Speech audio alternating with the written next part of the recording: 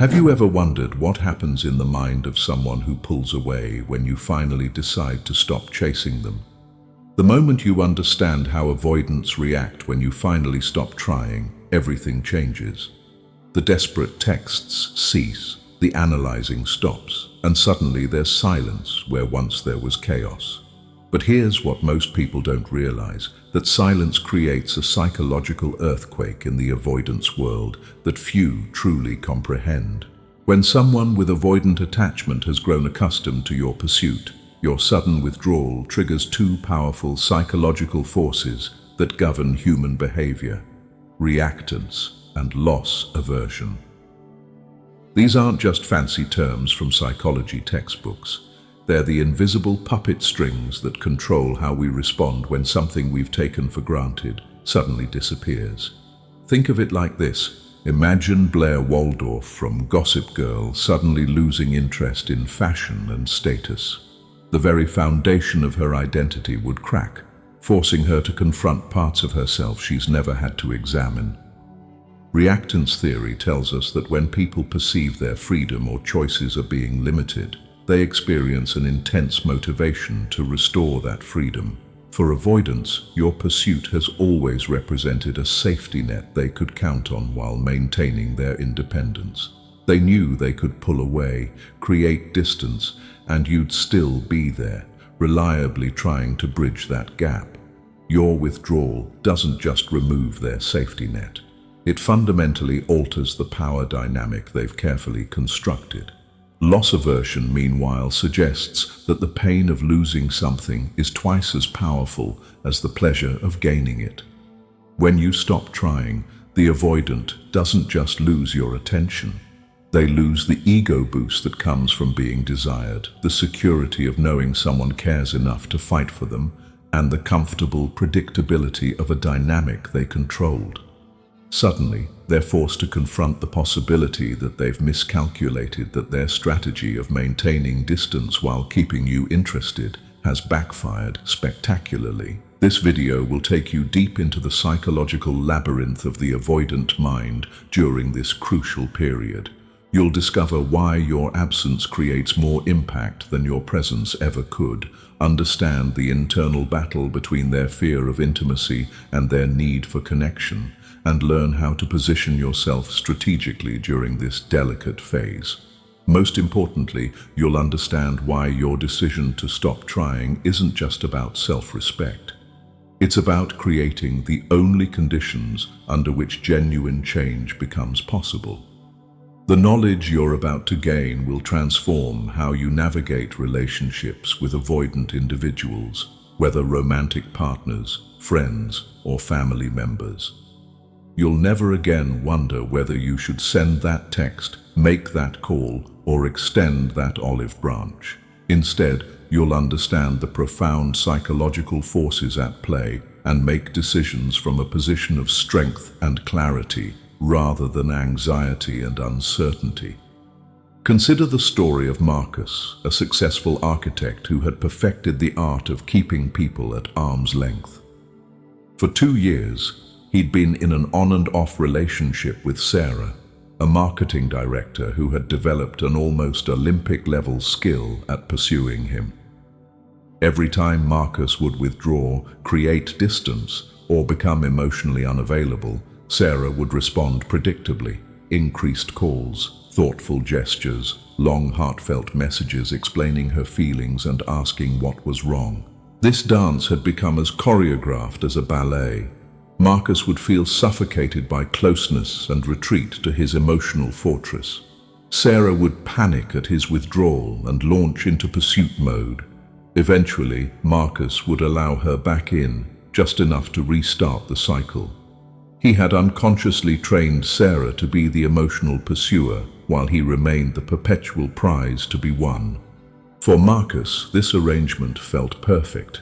He received consistent validation and affection without having to reciprocate at the same level. Like Joe Goldberg from the Netflix series You, he had created a scenario where he maintained complete control over the relationship's temperature. When he wanted warmth, Sarah was there. When he needed space, he simply had to become distant, knowing she'd eventually give him room while never truly leaving. But something shifted after their latest argument. Sarah had discovered that Marcus had been making weekend plans with friends without mentioning them to her, even cancelling their planned dinner to attend a party she wasn't invited to. Previously, this would have launched Sarah into an extensive conversation about communication, inclusion, and relationship priorities.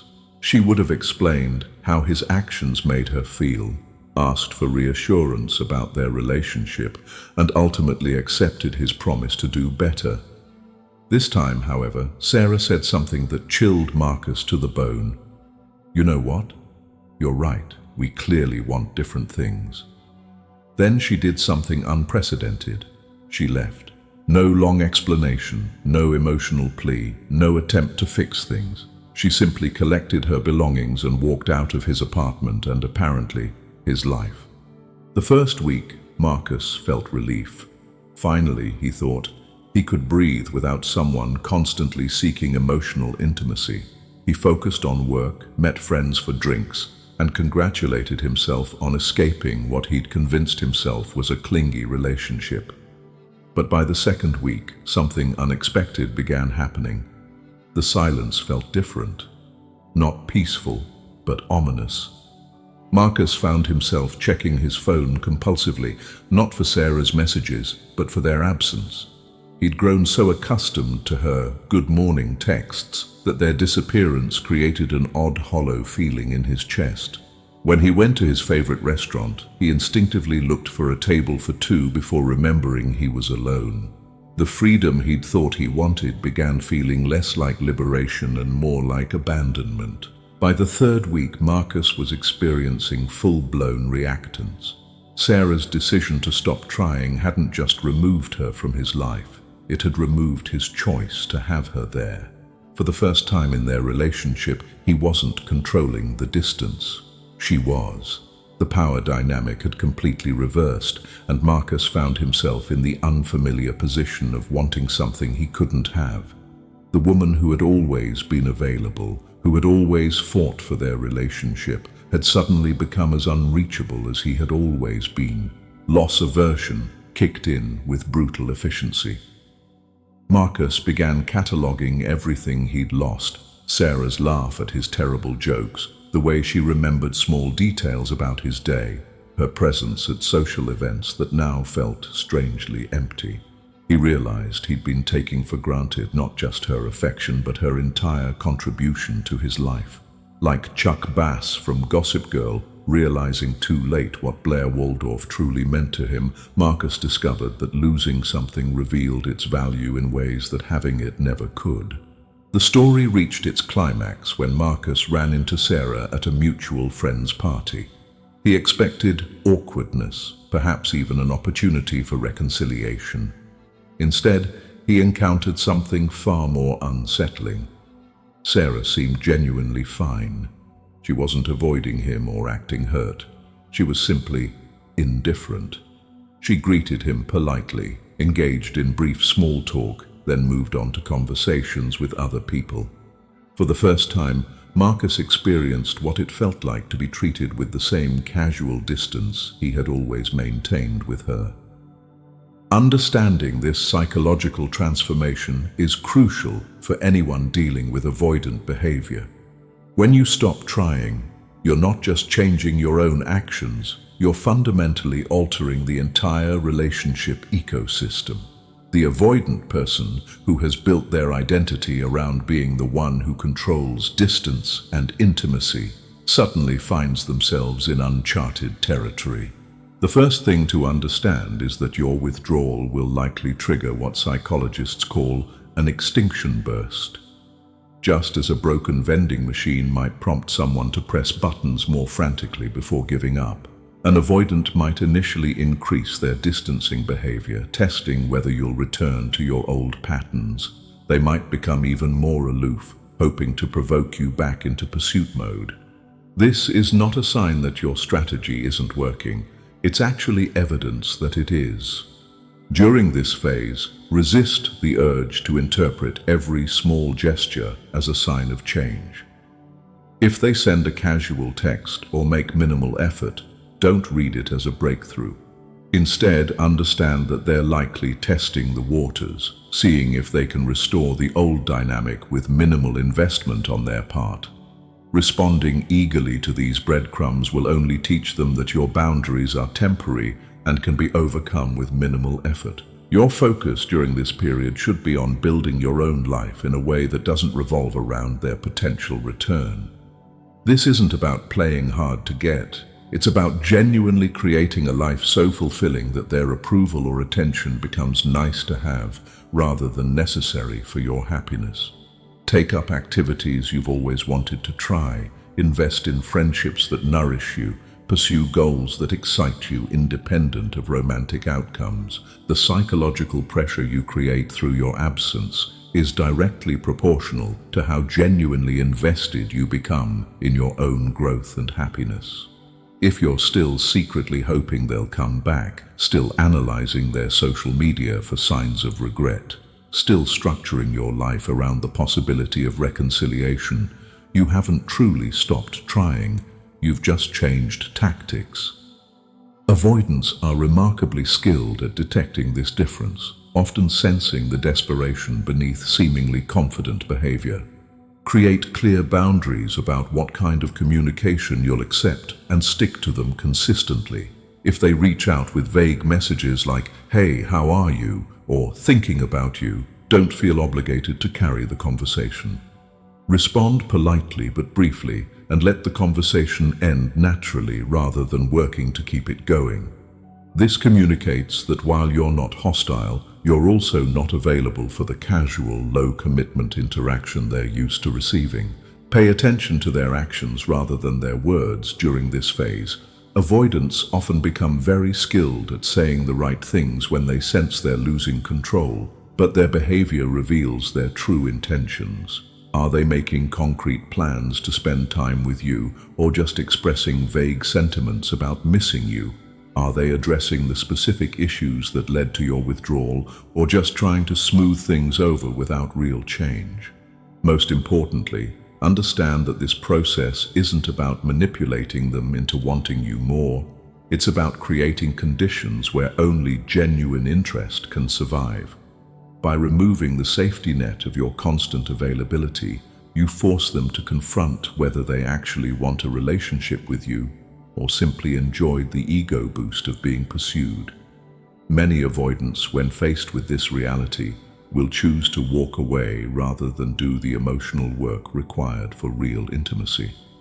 This is valuable information that saves you from investing further in someone incapable of meeting you halfway. During this period, you might notice them attempting to recreate the dynamic with someone else, a rebound relationship where they can once again be the pursued rather than the pursuer. Don't interpret this as evidence that you weren't special to them.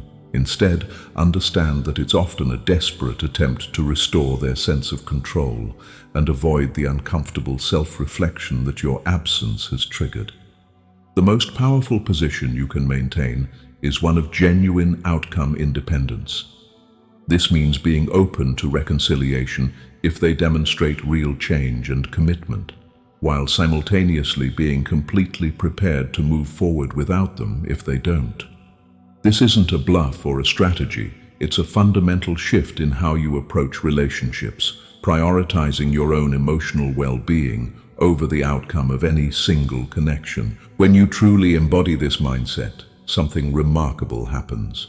You stop radiating the desperate energy that avoidants find simultaneously attractive and suffocating. Instead, you project the quiet confidence of someone who knows their worth and won't settle for less than they deserve. This is the only energy that has the potential to inspire real change in someone with avoidant attachment patterns. The journey of understanding how avoidants react when you finally stop trying reveals as much about you as it does about them. It exposes the ways you might have been unconsciously enabling their avoidant behavior, accepting breadcrumbs instead of demanding the full meal, and prioritizing their comfort over your own emotional needs. Like Emily Cooper from Emily in Paris, learning to navigate complex relationship dynamics in unfamiliar territory. You're developing skills that will transform not just this relationship, but every relationship that follows. The psychological forces of reactance and loss aversion that drive avoidant behavior aren't character flaws. They're human tendencies that become exaggerated in people who learned early that emotional safety comes from maintaining control and distance. Your decision to stop trying doesn't guarantee they'll change, but it creates the only conditions under which change becomes possible.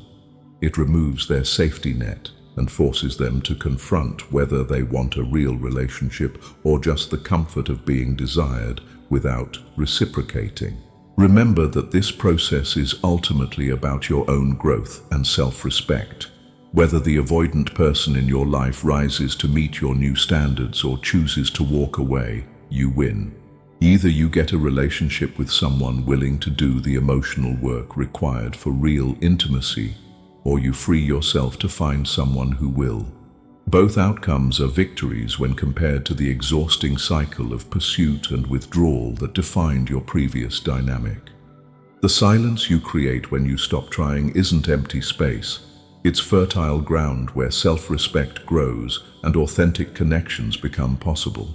Trust the process, maintain your boundaries, and remember that the right person for you won't require you to chase them to prove your worth. They'll meet you in the space between independence and intimacy, where real love actually lives. Your decision to stop trying isn't giving up, it's growing up.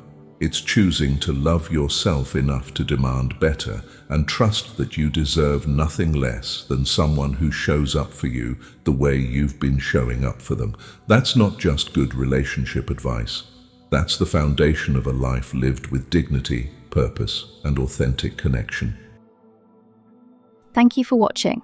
If you want to learn how to better understand avoidance, relationships, and psychological biases, then subscribe to our channel, because you deserve beautiful relationships.